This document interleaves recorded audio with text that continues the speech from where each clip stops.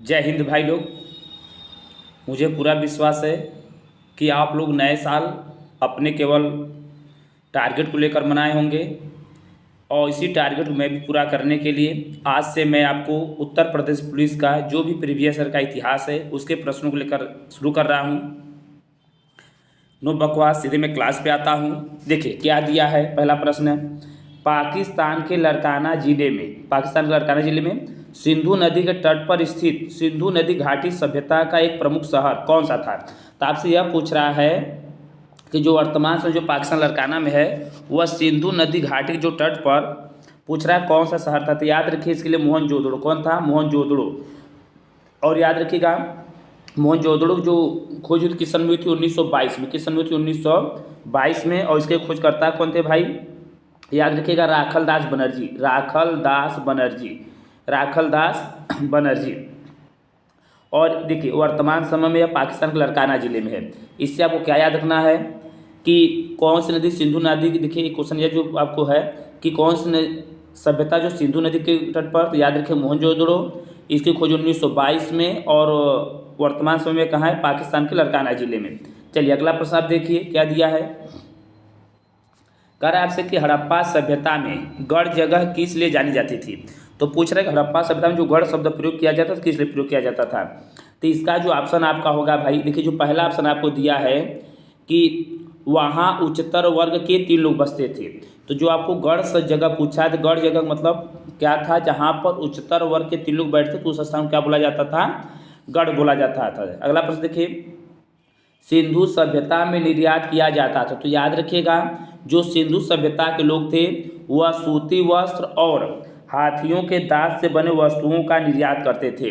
तो सिंधु सभ्यता के लोग किसका निर्यात करते थे? याद रखिएगा सूती वस्त्र और हाथियों के दांत से बने वस्तु निर्यात करते थे। कह रहा है योग का वर्णन निम्नलिखित में से किस वेद में किया गया है। तो अगर आपसे पूछ रहा है कि योग का वर्णन किस वेद में किया गया है तो इसके लिए याद रखिएगा ऋग्वेद। सबसे पुराना आपका वेद कौन सा है? ऋग्वेद ही है। और इसमें देखिए एक दिया है आपको, और ऋग्वेद में देखिए कुल 10 मंडल हैं, 1028 सूक्तियाँ हैं, जिसमें जो गायत्री मंत्र का उल्लेख है तीसरे मंडल में है।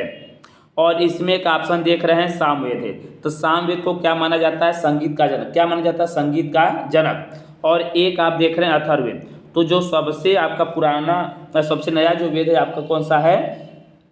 अथर्व, जिसमें जादू टोना टटका यह सब है। और एक बच्चा हमारे यजुर्वेद जिसमें गद्य और पद्य दोनों का उल्लेख है। और एक बात और याद रखिएगा, इसमें यज्ञ संबंधी जो भी विधि विधान है उसका उल्लेख हमारा किस में आता है? यजुर्वेद में। अगला प्रश्न देखिए आप, करा हिंदू पौराणिक कथाओं के अनुसार महाकाव्य रामायण में भगवान श्री राम अयोध्या के शासक थे। मतलब जो भगवान श्री राम अयोध्या के शासक थे तो वह किसकी राजधानी थी? तो उसमें याद रखिएगा भैया कौशल। किसकी राजधानी थी आपकी? कौशल। किसकी राजधानी थी? कौशल। नेक्स्ट प्रश्न देखिए आप लोग, वैदिक सभ्यता डैश के नदी पर विकसित हुई है। तो पूछ रहा है जो वैदिक सभ्यता था वह किस नदी पर विकसित हुई है। तो वैदिक सभ्यता आप याद रखिएगा सरस्वती नदी। किस पर विकसित हुई है? सरस्वती नदी पर विकसित हुई है। हम आपको नदियों वाले से पढ़ाया हूँ। देखिए अगर थोड़ा सा मैं रिवीजन करा दे रहा हूँ। अगर गोदावरी नदी की बात करते हैं तो यह दक्षिण भारत की सबसे लंबी नदी होने के साथ साथ और भारत की दूसरी सबसे लंबी नदी होती है। इसकी लंबाई आपको 1465 है। और एक बताया गोदावरी किनारे आपका नासिक शहर है। क्या शहर है? नासिक शहर है। इस पे 2 बांध बनाए गए हैं, एक पोंचम पात जो है तेलंगाना में और एक बताया जाता है जायकवाड़ी परियोजना जो आपको महाराष्ट्र में है। गोदावरी नदी की अगर सहायक नदियों की अगर बात करेगा तो याद रखिएगा, देखिए इसके लिए आप याद रखिएगा जो गोदावरी नदी की जो सहायक नदी है, ये देखिए गोदावरी नदी है, यह कहने के लिए महाराष्ट्र के त्र्यंबकेश्वर पहाड़ी से ऊपर से आपकी पूरा है, नीचे से मंजीरा है, ऊपर से पेनगंगा, वेनगंगा, वर्धा, प्राणहिता, अंत में इंद्रावती और सबरी है। और इंद्रावती से और देखिए इंद्रावती पर एक भारत का जो बताया जाता है नियाग्रा चित्रकूट जलप्रपात जो छत्तीसगढ़ में है। इसमें एक ऑप्शन देख रहे होंगे आपको लिखा होगा है कृष्णा नदी। क्या लिखा है? कृष्णा। तो कृष्णा नदी की अगर हम बात करें तो यह महाराष्ट्र के महाबलेश्वर पहाड़ी से निकली है और इसकी लंबाई 1400 है। कितनी है? 1400 है। और इसमें बताया जाता है कि सह नदियाँ कोयना, घाटप्रभा, मालप्रभा, पूरा, तुंगभद्रा और मूसी, ये सब कृष्णा की बात है। और एक इसमें ऑप्शन देखना है कावेरी। तो याद रखा है कावेरी नदी कहाँ भैया, तमिलनाडु के, कहाँ भैया, तमिलनाडु के, याद रखिए ब्रह्मगिरी की पहाड़ी, तमिलनाडु की ब्रह्मगिरी पहाड़ी। अगला देखिए, अगला प्रश्न क्या दिया है आपको, निम्नलिखित में से उपनिषद किसकी व्याख्या करता है। तो पूछ रहा है निम्नलिखित में से जो उपनिषद थे वह किसकी व्याख्या करते हैं। तो याद रखिएगा भाई, इसका जो आपका ऑप्शन है, तो उपनिषद किसकी व्याख्या करते थे, तो आर्य के दर्शन और सिद्धांतों की। उपनिषद किसकी व्याख्या करते थे, आर्य के दर्शन और सिद्धांतों की, उनकी व्याख्या करते थे। अगला देखिए प्रश्न है, कह रहा है पूर्व वैदिक काल में समाज के विभाजन का आधार क्या था। तो कह रहा है कि जो पूर्व वैदिक काल था उसमें समाज किस आधार पर बटा था। तो याद रखिएगा, जो पूर्व वैदिक काल में था वह समाज किस आधार पर बटा था, आपका पेशा के आधार पर। देखिए पूर्व वैदिक काल में जो विभाजन का आधार था पेशा या कर्म, लेकिन अगर उत्तर वैदिक काल की बात करेगा तो याद रखिएगा उनको जो जन्म के आधार बांटा गया था, किस आधार पर, जन्म के आधार पर बांटा गया है। और ऋग्वेद में जो 10 मंडल बताया गया है, 10वें मंडल में चारों वर्णों का उल्लेख किया गया, क्या चारों वर्णों का उल्लेख किया गया है। तो आप याद रखिएगा, देखिए वैदिक काल को 2 भागों में बांटा गया था, एक उत्तर वैदिक काल, एक पूर्व वैदिक काल। तो जो पूर्व वैदिक काल था वह पेशा क्या, उनके कर्म के आधार पर उनको बांटा गया था समाज। और अगर उत्तर वैदिक काल की बात करेगा तो उनके जन्म के आधार पर, क्या याद रखें, उनके हम जन्म के आधार पर। फिर देखिए क्वेश्चन क्या पूछा है आपसे, भारत में जैन मान्यता के अनुसार एक तीर्थकर को एक तीर्थ के संस्थापक के रूप में परिभाषित किया गया है। 24 तीर्थकों में से पहले, देखिए बस इसमें मुख्य बात याद रखना है कि जो 24 तीर्थकर थे उसमें से पहले तीर्थकर कौन थे। तो यह तो सबको याद होगा, ऋषभदेव। 24 तीर्थकों में पहले तीर्थकर कौन थे, तो आप याद रखिएगा ऋषभदेव। तो देखिए ऋषभनाथ जो थे जैन धर्म के पहले तीर्थकर थे। और महावीर स्वामी, तो जैन धर्म में कुल 24 तीर्थकर की गणना की गई है। तो पहले ऋषभदेव याद रखिएगा, और जो महावीर स्वामी थे 24, इसका मतलब अंतिम थे, कौन थे भैया, अंतिम। और अगर 23वां तीर्थकर की बात करेगा तो याद रखिएगा पारसनाथ, क्या याद रखिएगा, पारसनाथ। और इसमें एक देख रहे हैं भैया अभिनंदन नाथ दिखाई दे रहे हैं, तो याद रखिएगा चौथे थे। तो पहले मैं आपको क्या बताएं, कुल 24 तीर्थकर हैं, जिसमें से पहले हैं ऋषभदेव, महावीर स्वामी 24वें हैं, और पारसनाथ को थे 23वें हैं, और चौथवें की बात करेगा तो अभिनंदना, कौन थे, अभिनंदना। चलिए फिर कर रहा है आपसे क्वेश्चन, देखिए 17वीं सदी के दौरान अब इब्राहिम आदिल शाह द्वारा लिखी गई कौन सी निम्नलिखित पुस्तक हिंदू देवी देवताओं एवं मुस्लिम सूफियों की गुणगान से संबंधित गानों का संग्रह है। तो इसके लिए आप याद रखिएगा भाई, किताब ए नौरस, किताब ए नौरस, क्या याद रखिएगा, किताब ए नौरस, किताब ए नौरस। अगला प्रश्न आप देखिए, कह रहा है कि गौतम बुद्ध की माँ देवदह राज्य के शासक परिवार से थी, जो अब उत्तर प्रदेश में किस जिले में से। जो गौतम बुद्ध की माँ जो थी वह देवदह राज्य के शासक, तो पूछ रहा है कि वह वर्तमान समय में उत्तर प्रदेश के किस जिले में है। तो इसको आप याद रखिएगा बस्ती, किस जिले में याद रखेंगे आप, बस्ती। तो जो गौतम बुद्ध की माँ का नाम पता होगा आपको, महामाया था। यह देवदह राज्य के शासक परिवार से थी, जो वर्तमान समय में उत्तर प्रदेश के बस्ती जिले में स्थित, कहाँ स्थित है आपके, बस्ती जिले में। करा कि तीसरी बौद्ध परिषद किस शहर में आयोजित की गई थी।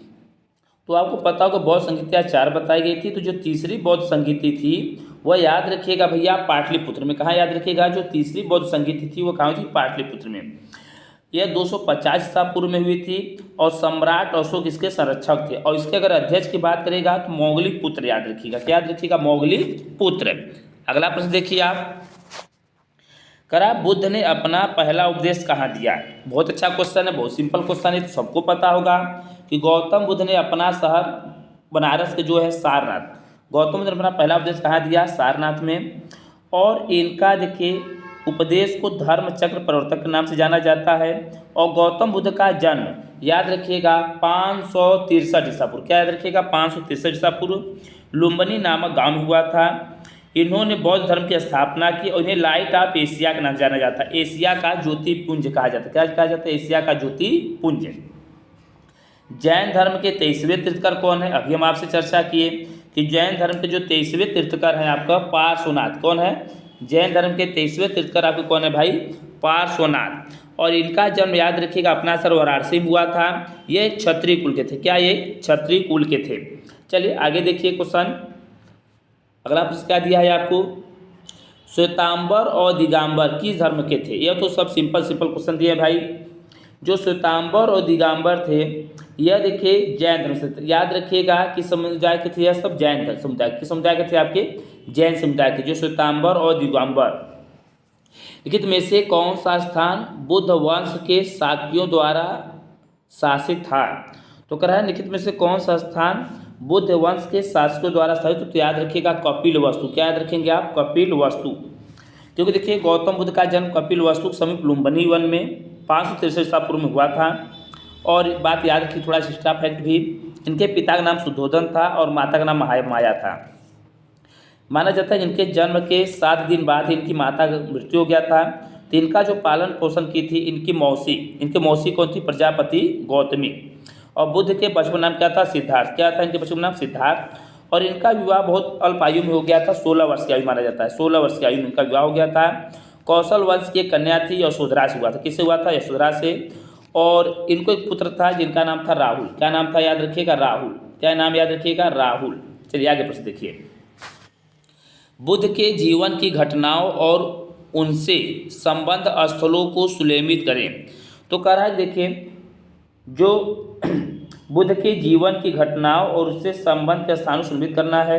तो इसमें आपको थोड़ा सा मिलान करने के लिए दिया था, तो इसमें आपको थोड़ा सा कन्फ्यूजन हो सकता है। अगला प्रश्न देखिए आप, मैं पूरा प्रश्न उसमें ले नहीं पाया था। 6वीं शताब्दी ईसा पूर्व के दौरान मथुरा के आसपास के क्षेत्र को क्या कहा जाता था?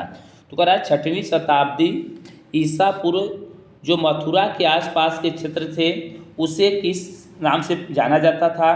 तो इसका आंसर आप याद रखिएगा भाई, सूरसेन।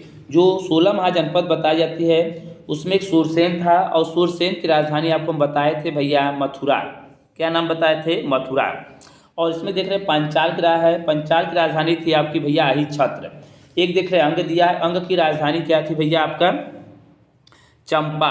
और एक मत्स्य की राजधानी याद रखिएगा विराटनगर। क्या याद रखिएगा? विराटनगर। आगे देखिए। किसने मगध की राजधानी राजगिरी से पाटलिपुत्र स्थापित किया था?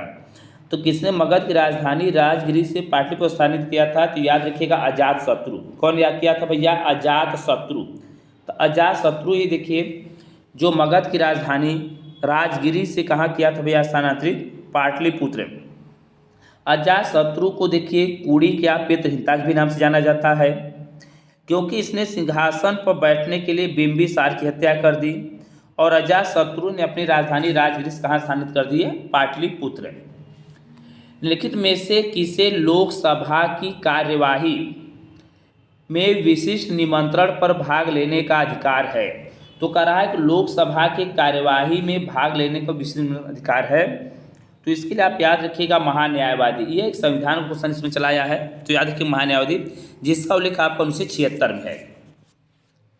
फिर करा देखिए आपसे प्रश्न जो करा है, चंद्रगुप्त द्वितीय के कार्यकाल में लिखित में से किसने भारत का दौरा किया था? तो यह भी सबको भली भांति याद होगा। जो फाहियान आया था विदेशी यात्री, ये चंद्रगुप्त के काल में ही आया था, चंद्रगुप्त द्वितीय। तो जो फाहियान था वही एक विदेशी यात्री किनके दौरान में भी आया? फाहियान। तो देखिए फाहियान चंद्रगुप्त द्वितीय के कार्यकाल में भारत के दौरे पाया था। उसने 401 से 410 ईस्वी तक भारत में निवास किया। वह 3 वर्ष पाटलिपुत्र में रहा और पाटलिपुत्र में रहते हुए संस्कृत का अध्ययन भी किया था, जो फाहियान आया था। अगला प्रश्न आप देखिए क्या दिया है। कौटिल्य का अर्थशास्त्र मौर्य प्रणाली के किस क्षेत्र का वर्णन करता है? तो ये तो जो कौटिल्य जो चाणक्य जिसके भैया लेखक हैं, तो यह याद रखिएगा, उसमें नियम कानून प्रशासन के विषय में बताया गया। किसके विषय में बताया गया आपको? प्रशासन विषय में। तो कौटिल्य के अर्थशास्त्र में मौर्य समाज के प्रशासन क्षेत्र का वर्णन किया गया है। कौटिल्य सम्राट चंद्रगुप्त मौर्य 321-298 ईसा पूर्व के मंत्री थे। क्या थे देखिए, और इनकी पुस्तक का नाम था क्या था? अर्थशास्त्र। क्या था? अर्थशास्त्र। कह रहा है कि एक पौराणिक कथा के अनुसार किस देवता ने दशाश्वमेध घाट पर किए जाने वाले दशाश्वमेध यज्ञ के दौरान 10 घोड़ों की बलि दे दिया है। तो बहुत चर्चित क्वेश्चन है। तो कह रहा है किसने भैया 10 घोड़ों को बलि दिया था? तो इसके लिए याद रखिएगा भगवान ब्रह्मा। क्या याद रखिएगा? भगवान ब्रह्मा। एक पौराणिक कथा के अनुसार माना जाता है कि जो भगवान ब्रह्मा थे, जो दशाश्वमेध घाट पर किए गए यज्ञ किए जा रहे थे उस समय 10 घोड़ों की बलि दिए थे। क्या दिए थे? वो 10 घोड़ों की बलि दिए थे। अगर आप इसमें देखिए, कह रहा है कि देखिए चंद्रगुप्त के पुत्र का नाम बताइए जिन्होंने 298 से 272 ईसा पूर्व के बीच शासन किया था और संपूर्ण भारत में साम्राज्य को बढ़ाया था। तो याद रखिएगा बिंदुसार। कौन था भैया? बिंदुसार। यही चंद्रगुप्त का जो पुत्र था। अगला देखिए, कह रहा है कि प्राचीन गणित पुस्तक गणित सार संग्रह किसके द्वारा लिखा गया है? तो जो एक प्राचीन पुस्तक थी गणित सार संग्रह किसके द्वारा लिखा गया है? देखिए जो प्रसिद्ध प्राचीन गणित पुस्तक गणित सार संग्रह है यह लिखा गया है महावीराचार्य। किसके द्वारा? याद रखिएगा महावीराचार्य के द्वारा। सांची के स्तूप का निर्माण किसने करवाया था? तो याद रखिएगा जो सांची के स्तूप उसका निर्माण कौन करवाया था? और जो सांची के स्तूप है यह 200 के नोट पे है। यह यूनेस्को में शामिल हुआ है 1989 में। और 1989 में उत्तर प्रदेश जो राष्ट्रीय भाषा दूसरा बने थे उर्दू। और सांची जो है गौतम बुद्ध का एक स्तूप है, सबसे बड़ा 8 स्तूप में से सबसे बड़ा स्तूप सांची स्तूप है, जो स्थित कहाँ है आपका? एमपी मध्य प्रदेश में। कहाँ स्थित है? मध्य प्रदेश में। निम्नलिखित में से भारतीय नेपोलियन किससे माना जाता है? यह सब हलवा वाला प्रश्न सबको याद होगा। तो याद रखिएगा भारतीय नेपोलियन किससे माना जाता है? समुद्रगुप्त को। किससे माना जाता है? समुद्रगुप्त को भारत का नेपोलियन माना जाता है। अगला प्रश्न देखिए, कह रहा है कि पाल राजवंश के सर्वप्रथम राजा कौन थे? तो पाल राजवंश का सर्वप्रथम राजा कहेंगे तो याद रखिएगा गोपाल। कौन थे भैया? पाल वंश का जो राजा थे पूछे या तो संस्थापक, उसके याद रखिएगा गोपाल। और इसमें एक नाम आप देख रहे होंगे, समझिए देखिए थोड़ा सा। पाल वंश के प्रथम राजा गोपाल थे। इस वंश के संस्थापक माने जाते हैं। और बंगाल में पाल वंश की स्थापना गोपाल ने की थी। कौन की थी भैया? गोपाल ने ही। और गोपाल के बाद उनका पुत्र बना था धर्मपाल, इस वंश का शासक बना। धर्मपाल ने विक्रमशिला विश्वविद्यालय तथा सोमपुरी की स्थापना किया था। तो यही पूछता है आपसे कि धर्मपाल मतलब पूछता है कि विक्रमशिला विश्वविद्यालय स्थापना कौन किया था? तो याद रखिएगा धर्मपाल। कौन किया था भैया? धर्मपाल। अगला देखिए प्रश्न है, अपनी कृति पृथ्वीराज रासो ने पृथ्वीराज चौहान के वीरतापूर्ण कार्यों का उल्लेख किसमें किया है? तो याद रखिएगा भैया, तो यह जो आपको प्रश्न है कह रहा है जो जानते पृथ्वीराज रासो भैया चंद्रबरदाई उसके लेखक। कौन भैया? चंद्रबरदाई। कौन है? चंद्रबरदाई। अगला प्रश्न देखिए, कह रहा है कि वह अरब जनरल कौन था जिसने 711 ईसा पूर्व में ईस्वी में सिंध पर विजय प्राप्त की और खलीफा के शासन क्षेत्र के एक भाग के रूप में उस पर कब्जा कर लिया? तो ये तो मैं आपको बताया था। देखिए जो भारत में जो विदेशी आक्रमण की बात करेगी तो एक बताया गया था आपको अरब आक्रमण और एक बताया गया था आपको तुर्क आक्रमण। तो अरब आक्रमण बताया गया था मोहम्मद बिन कासिम और तुर्क आक्रमण बताया गया था मोहम्मद गजनवी और मोहम्मद गोरी। तो कहेगा पहला सफल जो तुर्क आक्रमण किया था मोहम्मद बिन कासिम। जो भारत में पहला जो सफल तुर्क आक्रमण किया था कौन किया था? मोहम्मद बिन कासिम। और तुर्क आक्रमण की बात करेगा तो याद रखिएगा गजनी वंश का संस्थापक था अल्पतगिन के बाद उसका एक शासक बना था सुबुक्तगिन। तो सुबुक्तगिन ही क्या था भैया? पहला तुर्क आक्रमण सफल किया था। और गजनी वंश संस्थापक बात करेंगे अल्पतगिन। चलिए और इसमें जब कुछ प्रसंग देख लीजिए। तो एक इसमें आप देख रहे होंगे महमूद गजनी। तो कभी इस भ्रम में मत रहिएगा कि गजनी वंश संस्थापक महमूद गजनी था। गजनी वंश संस्थापक अल्पतगिन था और उसके बाद आया उसके बाद सुबुक्तगिन और उसके बाद तब आया आपका महमूद गजनवी। महमूद गजनवी माना जाता है कि एक इतिहासकार थे। एक इतिहासकार का नाम भाई इसमें थोड़ा सा कंफ्यूज में है लेकिन याद रखिएगा। एक मिनट भाई मैं इतिहास का नाम थोड़ा बताता हूँ आप। एक इतिहासकार थे आपके हेनरी इलियट। उनके अनुसार माना जाता है कि मोहम्मद गजनी ने भारत पर 17 बार आक्रमण किया। कब बार आक्रमण किया? 17 बार। उसमें जो सबसे उसका फेमस आक्रमण है 1025 का, और ये 16वां आक्रमण था क्रम का, और सोमनाथ मंदिर पर किया था। और वहाँ के शासक थे भीमदेव। कौन शासक थे उस समय? भीमदेव। इब्राहिम लोधी हमारा गुलाम वंश की बात आता है। गुलाम वंश में पहला शासक बना कुतुबुद्दीन ऐबक, फिर उसका पुत्र आराम शाह, उसके बाद जो बना कुतुबुद्दीन ऐबक का दामाद इब्राहिम, और सॉरी इब्राहिम लोधी हमारा आएगा भैया लोधी वंश में। सॉरी भाई गलती हो जा रहा है। तो जो लोधी वंश था उसमें हमारा एक बना था इब्राहिम लोधी सर। और मोहम्मद बिन कासिम लोग पढ़ लिए। मोहम्मद गोरी देखिए, इसकी 3 लड़ाइयाँ फेमस है, एक 1191, एक 1192 और 1194 में। तो 1194 में तराइन का प्रथम युद्ध, तराइन का द्वितीय युद्ध और चंदावर का युद्ध। अगला देखिए प्रश्न है, कह रहा है कि कुतुबुद्दीन ऐबक किस राजवंश का संस्थापक था? तो ये आपको पता होगा, जो कुतुबुद्दीन ऐबक था गुलाम वंश का क्या था भाई? संस्थापक था। गुलाम वंश को ही मामलुक वंश बोला जाता है। लोधी वंश का संस्थापक कहेगा तो बहलोल लोधी, तुगलक वंश का संस्थापक कहेगा तो गयासुद्दीन तुगलक, और खिलजी वंश का संस्थापक कहेगा तो याद रखिएगा जलालुद्दीन। अगला देखिए, इतिहासकारों के अनुसार लिखित में से किसे दिल्ली का पहला सुल्तान माना जाता है? तो दिल्ली का जो पहला सुल्तान की अगर बात करेगा तो कुवुद्दीन ऐबक, मतलब कुतुबुद्दीन ऐबक को ही माना जाता है दिल्ली का पहला सुल्तान। किसे माना जाता है भैया? कुतुबुद्दीन ऐबक को ही।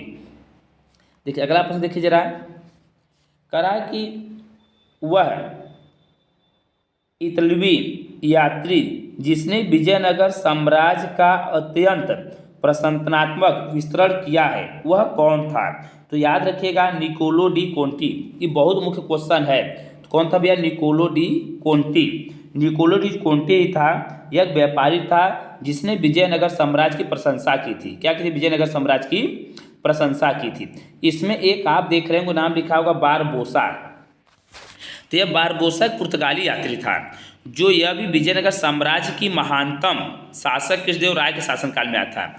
जो बारबोसा देख रहे हैं यह भी आया था विजयनगर साम्राज्य समय में। उस समय का एक शासक था भैया कृष्णदेव राय, उनके समय में आया था बारबोसा। और एक ऑप्शन आप इसमें देख रहे हैं लिखा है मार्को पोलो।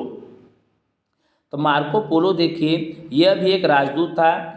इसका जन्म देखिए वेनिस गणराज्य में हुआ था। यह विजयनगर साम्राज्य में नहीं था यह, तो याद रखिएगा। तो विजयनगर साम्राज्य में एक आया था निकोलस डी कोंटी और बारबोसा। अगला देखिए प्रश्न करा कि विजयनगर साम्राज्य का अंतिम शासक कौन था? बहुत अच्छा क्वेश्चन पूछा। विजयनगर साम्राज्य अगर अंतिम शासक की बात करेगा तो याद रखिएगा श्रीरंगा तृतीय।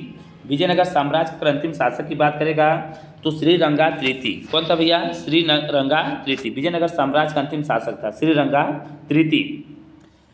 मुगल काल में भूमि की माप की प्रथा लिखित में से किस शासक ने शुरू की थी?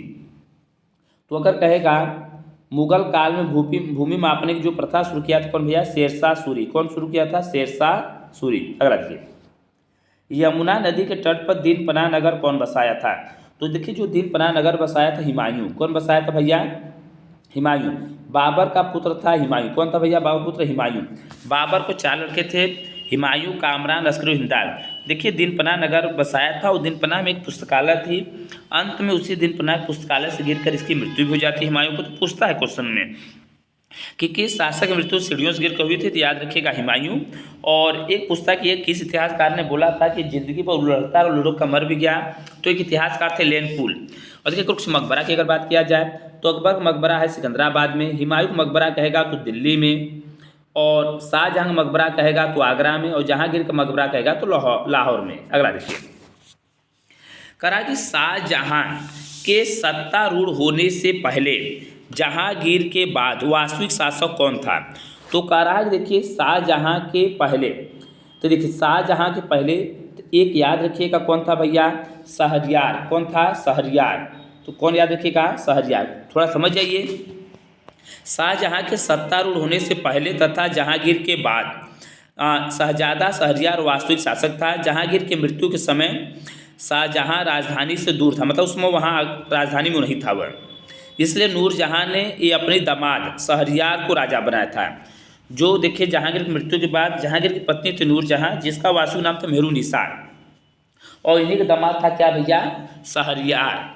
तो शाहजहां की मृत्यु के बाद वह क्या कि अपने दामाद को गद्दी पर बैठाई। लेकिन जब शाहजहां को यह बात पता चला तो इसने देखिए शहरयार को बनाया, जिससे शाहजहां ने हटाकर गद्दी प्राप्त की और शहरयार से लगभग 2 महीने तक शासन किया। बस मतलब हमारे लगभग 2 महीने तक। अगला देखिए प्रश्न है, वह पहला मुगल शासक कौन था जिसने अपने सैन्य अभियान तुलगमा रख दी? तो याद रखिएगा भैया, तो देखिए जो बाबर, कौन भैया? बाबर देखिए जो पानीपत का प्रथम लड़ा था 21 अप्रैल 1526 में, उसमें देखिए तुलगमा नीति अपनाई थी। युद्ध में पूछता क्वेश्चन थे मैं, तुलगमा थी। और बताया उसको सबसे पहले तोप खाने का भी प्रयोग किया था। उसके 2 प्रमुख तोपची थे, अली और मुस्तफ़ा। और पानीपत के प्रथम युद्ध के बाद उसे कलंदर की उपाधि मिली थी। और यहाँ से जो सिक्का ले जाकर जो काबुल में बांटा था उसको बोला गया था शाहरुख। क्या बोला गया था? शाहरुख। अब अगला प्रश्न देखिए, कह रहा है कि यह भी तो देखिए, अब इसमें 2 पॉइंट बोला, उसमें बताना है कौन सी बात सत्य कौन सी बात गलत है। तो देखिए पहला बात क्या बोला है, चोल वंश एक तमिल राजवंश था जिसने 13वीं शताब्दी तक मुख्य रूप से दक्षिण भारत में शासन किया। यह बात तो भैया एकदम सही है। फिर कह रहा है कि यह चोल वंश समृद्ध गंगा नदी है। अब यही समझ जाइए, दक्षिण में गंगा नदी है कहाँ कि यह सही रहेगा? तो इसका मतलब पहला प्रश्न बात आपका सही है, दूसरा गलत है। तो ऑप्शन देखिए बी पे, तो बी में क्या बोला है? पहला सही दूसरा गलत। अगला देखिए, उड़ीसा के सूर्य मंदिर का निर्माण कराने वाला शासक लिखित राजवंशों में से किससे संबंधित था? तो देखिए जो उड़ीसा जो सूर्य मंदिर का निर्माण कराया गया है, यह किस वंश से था भैया संबंधित? गंग वंश से। किससे था संबंधित? गंग वंश से। किससे भैया याद रखिएगा? गंग वंश से। तो देखिए जो उड़ीसा में जो कोणार्क का जो सूर्य मंदिर है, इसको कौन भैया? गंग वंश। और करवाया कौन था? नरसिंह देव प्रथम 13वीं सदी में। कभी तो आपसे पूछता है कि जो कोणार्क का सूर्य मंदिर कौन बनवाया था, तो याद रखिएगा नरसिंह देव प्रथम 13वीं सदी में। वह किस वंश से संबंध है? तो गंग वंश से। किससे? गंग वंश से। और कहेगा सूर्य मंदिर कितने नोट पे? तो याद रखिएगा 10 के नोट पे। और सूर्य मंदिर में कुछ 7 घोड़े हैं और 24 पहिए हैं। कितना? 7 घोड़े और 24 पहिए। करा 1658 में बहादुरपुर के युद्ध में शाहजहां के दूसरे बेटे शुजा को शाहजहां के पोते ने, तो ये पोते का नाम आपसे पूछ रहा है, कौन हराया था? तो इसके लिए आप याद रखिएगा कि देखिए पहले तो आप याद रखिएगा शाहजहां को कुल 4 बेटे थे। कितने बेटे थे आपको? 4। प्लीज इसका आंसर आप देख लीजिए। तो इसका आंसर आपका है सुलेमान सिको है। सुलेमान सिको, जरा सुन लीजिए। शाहजहां के कुल 4 बेटे थे, दारा, औरंगजेब और शाह और शुजा। तो इसमें देखिए जो क्वेश्चन दिया है कि मुराद 1658 ईस्वी में बहादुरपुर के युद्ध में शाहजहां के दूसरे बेटे शाह शुजा को दारा के पुत्र सुलेमान सिकोह ने पराजित कर दिया था। सुलेमान सिकोह ने क्या कर दिया था? पराजित। अगला देखिए प्रश्न अब कहा कि मुगल सम्राट जहांगीर ने डैश में शालीमार बाग का निर्माण करवाया था। तो कभी तो पहले यही पूछता था कि शालीमार बाग का निर्माण कौन करवाया था? तो याद रखिएगा, तो जो शाहजहां ने शालीमार बाग का निर्माण करवाया था वह कहाँ भैया? कश्मीर में। कहाँ भैया? कश्मीर में। शाहजहां के जहांगीर के बचपन नाम क्या बताया जाता है?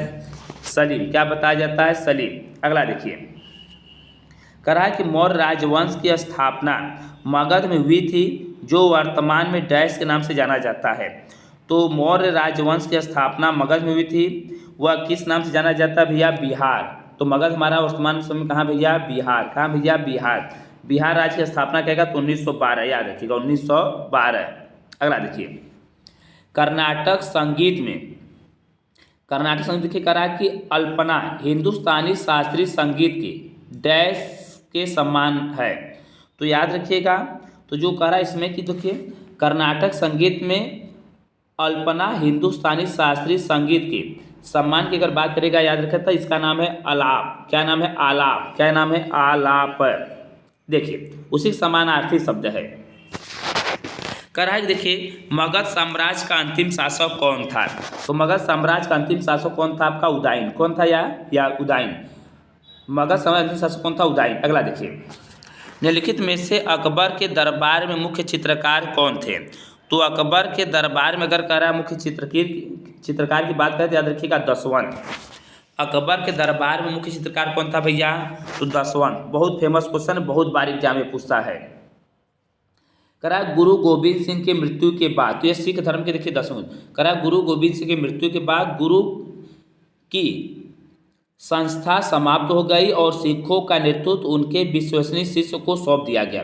तो ये पूछ रहा है कि उनके बाद कौन शिष्य बने, तो याद रखिएगा जो गुरु गोविंद सिख धर्म के 10वें गुरु थे, इसी के बाद सिख धर्म समाप्त हुआ। तो इनके बाद उनका जो कार्यभार कौन था भैया, बंदा बहादुर। पूछता है कौन था, बंदा बहादुर। और गुरु गोविंद सिंह कहेगा खालसा पंथ के संस्थापक 1699। तो याद रखिएगा। और गुरु गोविंद सिंह को मारा कौन था, तो औरंगजेब 1705 में। कब मारा था, 1705 में। गुरु गोविंद सिंह खालसा पंथ संस्थापक थे और किस समय किए थे, 1699 में। महाराजा सवाई जय सिंह, महाराजा सवाई जय सिंह द्वितीय ने डैश एक खगोलीय वेधशाला स्थापित किए थे। तो ये पूछ रहा है जो खगोलीय वेधशाला स्थापित किए थे वह है कहाँ, तो याद रखिएगा उज्जैन। कहाँ याद रखिएगा, उज्जैन। कहाँ याद रखिएगा, उज्जैन। और देखिए अगला क्वेश्चन फिर आपको क्या दिया भाई, देखिए अगला प्रश्न देखिए करा है आपसे। देखिए जो अगला प्रश्न दिया है आपको,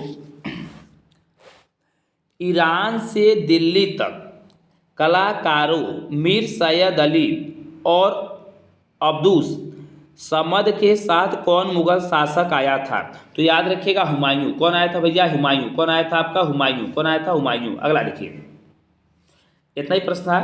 इसके लिए बहुत बहुत धन्यवाद। आप लोग जो पूरा वीडियो देखे, बस अपने टारगेट को याद रखिए। आप जो भी आज नया साल पुराना साल मनाएं, मेन तो नया साल आपको उस दिनों की जिस दिन आपको वर्दी चढ़ेगी। धन्यवाद। पढ़िए, माता पिता सपना पूरा करिए भाई।